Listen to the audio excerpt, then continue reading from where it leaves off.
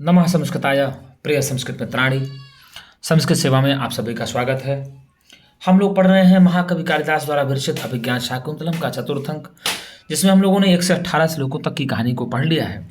18वां श्लोक महर्षि काश्यप जी बोलते हैं पुत्री शकुंतला के लिए कीशा तुम इतः पतिकुलम प्राप्य शुश्रूषस्व गुरून् कुरुप्रे सखे वृत्तिम सपत्नी जने भर्तुर्विप्रकृताभिरोषणतया मास्म प्रतीपम गमः भूयिष्ठम भव दक्षिणा परिजने भाग्ये सुनुत्सेकिनी यान्ति एवं गृहिणी पदम युवतयो वामाः कुलस्यादया। ऐसा कहती हैं कि इस प्रकार की जो युवतियाँ होंगी, जो गुरुजनों की सेवा करेंगी और अपने पति के विपरीत कभी नहीं जाएंगी, तिरस्कृत होने पर भी अपने सेवक जनों पर दयालुता का भाव रखेंगी और अपने भाग्य पर घमंड नहीं करेंगी, तो जो ऐसी स्त्रियां होती हैं वो तो गृहिणी पद गृहलक्ष्मी को धारण करती हैं, पद को धारण करती हैं। लेकिन जो इसके विपरीत आचरण करने वाली स्त्रियां होती हैं वो तो परिवार में अभिशाप के समान होती हैं, ऐसा कहा जाता है। उसके बाद कहा काश्यप ने कि कथम वा गौतमी मन्यते। इस उपदेश के विषय में गौतमी का क्या विचार है, यहाँ तक आया था कि इस उपदेश के विषय में गौतमी का क्या विचार है। तो अब गौतमी जी अपना विचार देंगी। काश्यप जी ने पूछा तो गौतमी जी अपना विचार दे रही हैं। आइए हम लोग अब देखते हैं गौतमी जी अपना क्या विचार दे रही हैं।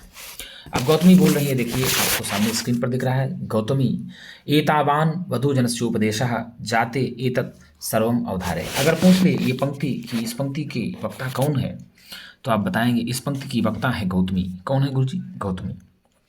एतावान इतना ही वधू जनस्य उपदेश, अर्थात वधू जनों के लिए तो इतना उपदेश पर्याप्त है, अर्थात इतनी शिक्षा वधू जनों के लिए तो बहुत ही पर्याप्त है।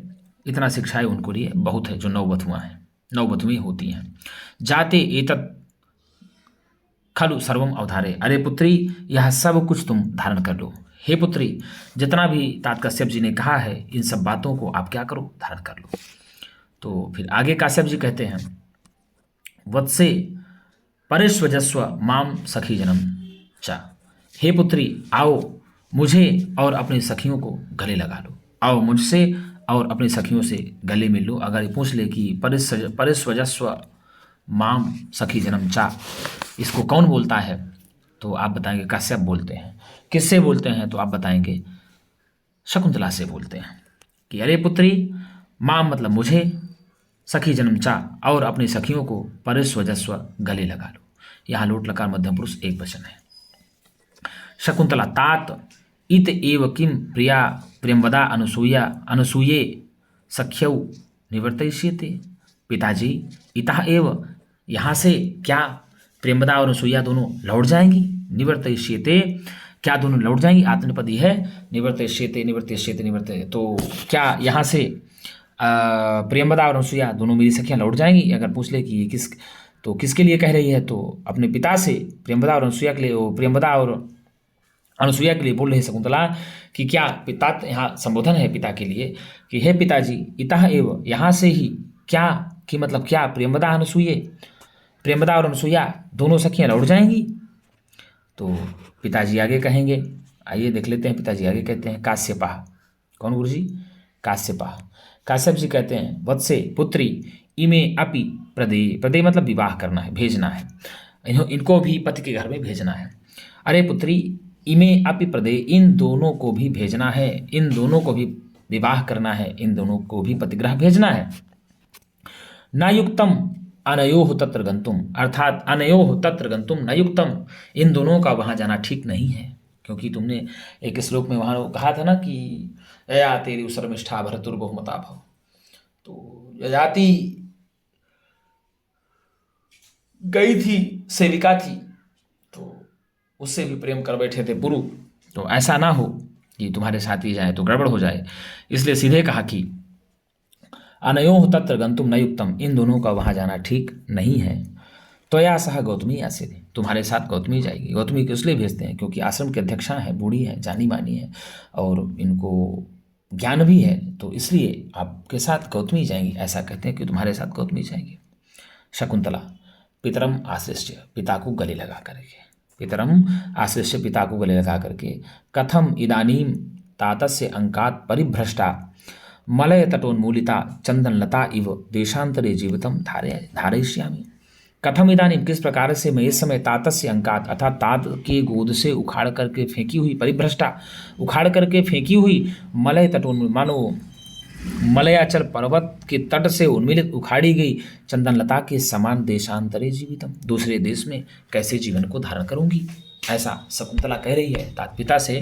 शकुंतला पितरम आशिष्य, पिता को गले लगा करके, कथम इदानीम, किस प्रकार से मैं इस समय तातस्य अंकात अर्थात पिता की गोद से परिभ्रष्टा अर्थात फेंकी गई, परिभ्रष्टा फेंकी गई, उखाड़ी गई, मलय तटोन्मूलता अर्थात मलयाचल पर्वत के तट से उखाड़ी गई चंदन लता एवं चंदन लता के समान देशांतरे दूसरे देश में, जीवितम धारयिष्यामि, जीवन को धारण करूंगी, किस प्रकार से, ऐसा शकुंतला कहती है पिता काश्यप से।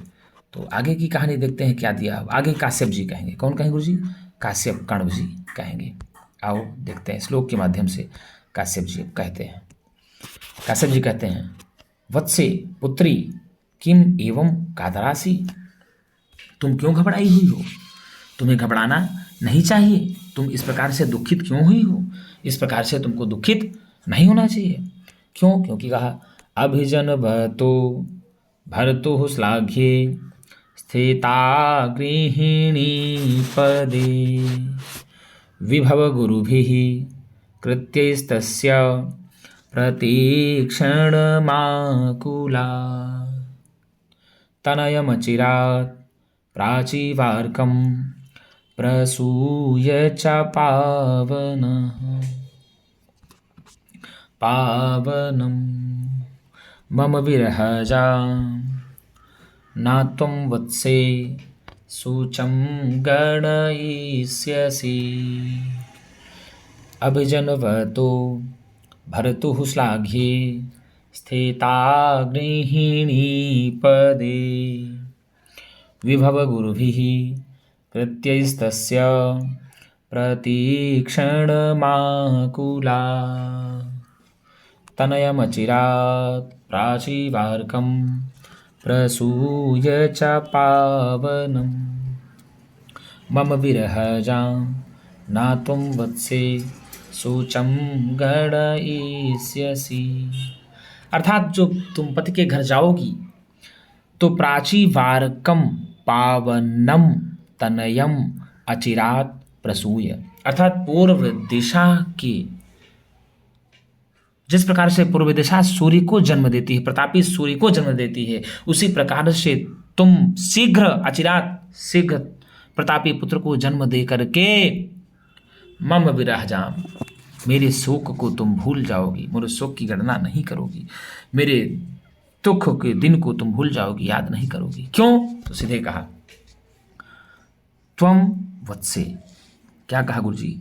हे पुत्री, वत्से, वत्से त्वम, हे पुत्री तुम, अभिजनवतः भर्तुः अर्थात प्रशंसनीय महाकुलीन, अभिजनवतः अत्यंत कुलीन, महाकुलीन, भर्तुः पति के, श्लाघ्ये प्रशंसनीय, क्या करके? प्रशंसनीय, गृहिणी पदे स्थिता, गृहिणी पद में स्थित होकर के, अर्थात हे पुत्री तुम महाकुलीन महाप्रतापी पति की प्रशंसनीय कुल में महारानी के पद पर अधिष्ठित होकर के। किसके पद पर अधिष्ठित? गृहिणी पदे प्रशंसनीय महारानी के पद पर प्रतिष्ठित होकर के, स्थापित होकर के, बैठ करके तस्य विभव गुरुभिः, तस्य विभव गुरुभिः ऐश्वर्य के महत्वपूर्ण कार्यों में लग करके, कृत्यैहि ऐश्वर्य के महत्वपूर्ण कार्यों में लग करके, और प्रतिक्षण आकुला, और प्रत्येक क्षण व्यस्त होकर के, शीघ्र अचिरात शीघ्र ही, प्राचीवार्कम पूर्व दिशा, जिस प्रकार से पवित्र सूर्य को जन्म देती है, जिस प्रकार से पूर्व दिशा पवित्र सूर्य को जन्म देती है, ठीक उसी प्रकार से तनयम प्रसूय, ठीक उसी प्रकार से तुम भी चक्रवर्ती पुत्र को जन्म दे करके मम, क्या कहा गुरुजी? मम मेरे, विरहजाम, वियोग के दुख को ना त्वं गणयस्यसि, मेरे ना त्वं शुचम गणयस्यसि, मेरे शोक को गणना तुम नहीं करोगी, भूल जाओगी। पुत्री क्यों परेशान हो? काश्यप जी कहते हैं कि जब तुम अपने महाप्रतापी पति के कुल में जाओगी और प्रशंसनीय गृहिणी पद को प्राप्त कर लोगी तो उस वैभव के कारण से, उन कार्यों में प्रत्येक क्षण लगने के कारण से, जिस प्रकार से पूर्व दिशा सूर्य को जन्म देती है, तुम भी उसी प्रकार से प्रतापी पुत्र को जन्म दे करके मेरे विरह से जो उत्पन्न शोक है वह तुम उसको गणना नहीं करोगी, उसकी गणना नहीं करोगी, भूल जाओगी। सीधे का अभिजन वह तो भर तो श्लाघे स्थिता गृहिणी पदे विभव गुरुभिः कृत्यस्तस्य प्रतीक्षणमाकुला। प्रतिक्षणम आकुला अर्थात प्रत्येक क्षण लग करके, प्रत्येक क्षण व्याकुल होकर के, प्रत्येक क्षण बिजी रहने पर, जिस प्रकार से प्राची इव अर्कम, जिस प्रकार सूर्य पूर्व दिशा की भांति सूर्य के समान, प्राची इव अर्कम, अर्कम मतलब सूर्य, अर्थात पूर्व दिशा की भांति सूर्य के समान तेजस्वी पुत्र को जन्म दे करके तुम मेरे उत्पन्न शोक को नहीं ध्यान दोगी, मेरे उत्पन्न शोक की गणना नहीं करोगी। अभिजन भरतो श्लाघे स्थिता गृहिणी पदे विभव गुरुभिः कृत्यस्तस्य प्रतीक्षणमाकुला। तनयमचिरात् प्राचीवार्कं प्रसूय च पावनं मम विरहजां न त्वं वत्से शोचं गणयिष्यसि। हे पुत्री, तुम महाकुलीन पति के प्रशंसनीय गृहस्वामिनी के पद को धारण करके, गृहस्वामिनी के पद पर अधिष्ठित होकर के, आसीन होकर के, ऐश्वर्य के कारण महत्वपूर्ण कार्यों में प्रत्येक क्षण बिजी रह करके, प्रत्येक क्षण व्यस्त रह करके, और शीघ्र ही पूर्व दिशा जिस प्रकार से प्रतापी सूर्य को जन्म देती है, ठीक उसी प्रकार से तनयम अचिरात प्रसूय, ठीक उसी प्रकार से तुम भी प्रतापी पुत्र को जन्म दे करके मम मेरे विरह से उत्पन्न शुचम शोक की न गणिष्यसि, मेरे विरह से उत्पन्न शोक को तुम नहीं गणना करोगी, अर्थात मेरे विरह से उत्पन्न शोक को तुम भूल जाओगी। और क्या कहा? शकुंतला पितुः पादयोः पतति, शकुंतला पिता के पैरों में गिर पड़ती है। क्या करती है गुरुजी? शकुंतला पिता के पैरों में गिर पड़ती है। क्यों गिर पड़ती है? उसको दुख होता है, पिताजी ऐसा कहते हैं।